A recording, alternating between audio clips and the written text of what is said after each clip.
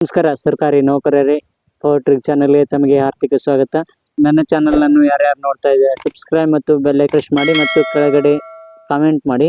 ನಿಮ್ಗೆ ಏನೇನು ಡೌಟ್ ಇದೆ ಕಾಮೆಂಟ್ ಮಾಡಿ. ಸರ್ಕಾರದ ನಡವಳಿಕೆ ನೋಡ್ತಿರ್ಬೋದು ನೀವು. ವೈದ್ಯಕೀಯ ಭತ್ಯೆ ದರ ಪರಿಷ್ಕರಣೆ ಅಂತ ಬಂದಿದೆ, ಒಂದು ಹೊಸ ಅಪ್ಡೇಟ್ ಬಂದಿದೆ.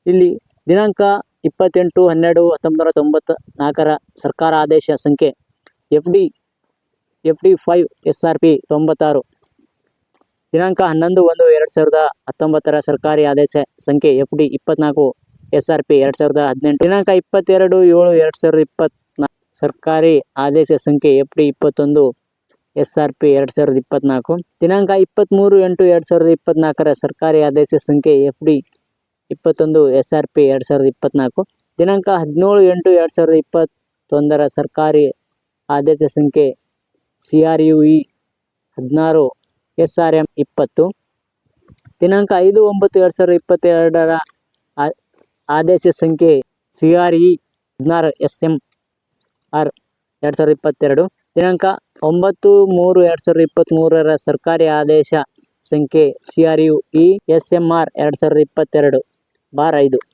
ಪ್ರಸ್ತಾವನೆ ಇಲ್ಲಿ ಏನು ಕೊಟ್ಟಿದ್ದಾರೆ ಅಂದರೆ, ನೀವು ನೋಡ್ತಿರ್ಬೋದು, ರಾಜ್ಯ ಸರ್ಕಾರ ನೀತಿ ನಿರ್ಣಯದಂತೆ ಮೇಲಿನ 6ರಲ್ಲಿ ಓದಲಾದ ದಿನಾಂಕ 5/9/2020 ಸರ್ಕಾರಿ ಆದೇಶ ನಗದು ರಹಿತ ಕರ್ನಾಟಕ ಸಂಜೀವಿನಿ ಯೋಜನೆಯನ್ನು ASS ಅನುಷ್ಠಾನಗೊಳಿಸಲು ಆದೇಶಗಳನ್ನು ಹೊರಡಿಸಲಾಗಿತ್ತು. ಸರ್ಕಾರ ನೀತಿಯಲ್ಲಿ ವಿವರಿಸಿರುವಂತೆ ಸದರಿ ಯೋಜನೆಯನ್ನು ಅನುಷ್ಠಾನಗೊಳಿಸಲು ವಿಸ್ತೃತವಾದ ಮಾಹಿತಿ ಮಾರ್ಗಸೂಚಿಗಳನ್ನು ಸಹ ಹೊರಡಿಸಲಾಗಿರುತ್ತದೆ. ಮೇಲೆ 3ರಲ್ಲಿ ಓದಲಾದ ದಿನಾಂಕ 22/7/2024 ಸರ್ಕಾರಿ ಆದೇಶದಲ್ಲಿ ವೇತನ ಶ್ರೇಣಿ ಮತ್ತು ವೇತನ ಹೊಂದಿಕೊಂಡಿರುವ ನಿರ್ದಿಷ್ಟ ಭತ್ಯೆಗಳ ಪರಿಷ್ಕರಣೆ ಮತ್ತು ಪಿಂಚಣಿ ಪರಿಷ್ಕರಣೆ ಕುರಿತಂತೆ 7ನೇ ರಾಜ್ಯ ವೇತನ ಆಯೋಗ ಶಿಫಾರಸುಗಳನ್ನು ಅನುಷ್ಠಾನಗೊಳಿಸಲು ಆದೇಶಗಳನ್ನು ಹೊರಡಿಸಲಾಗಿರುತ್ತದೆ.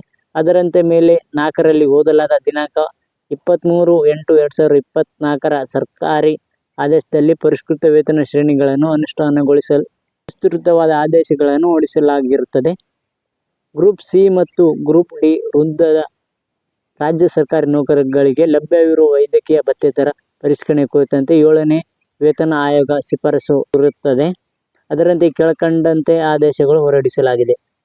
ಸರ್ಕಾರಿ ಆದೇಶ ಸಂಖ್ಯೆ RE21 SRP 2024 ಬೆಂಗಳೂರು, ದಿನಾಂಕ 27 August 2024. Group C, group D ವೃಂದದ ಹುದ್ದೆಗಳ ಕಾರ್ಯನಿರ್ವಹಿಸುತ್ತಿರುವ ರಾಜ್ಯ ಸರ್ಕಾರಿ ನೌಕರರಿಗೆ ಲಭ್ಯವಿರುವ ವೈದ್ಯಕೀಯ ಭತ್ಯೆ ದರ ಮಾಸಿಕ 200ಗಳಿಂದ ಮಾಸಿಕ 500ವರೆಗೆ 1 ಆಗಸ್ಟ್ 2024ರಿಂದ ಜಾರಿಗೆ ಬರುವ ಪರಿಷ್ಕರಿಸಲು ಸರ್ಕಾರ ಅರ್ಪಿಸುತ್ತದೆ. ನಗದು ರಹಿತ ಕರ್ನಾಟಕ ಆರೋಗ್ಯ ಸಂಜೀವಿನಿ ಯೋಜನೆಯ KASS ಸೌಲಭ್ಯವು ಅನುಷ್ಠಾನಗೊಳಿಸುವವರೆಗೆ ಈ ವೈದ್ಯಕೀಯ ಸೌಲಭ್ಯ ಲಭ್ಯವಿರುತ್ತದೆ.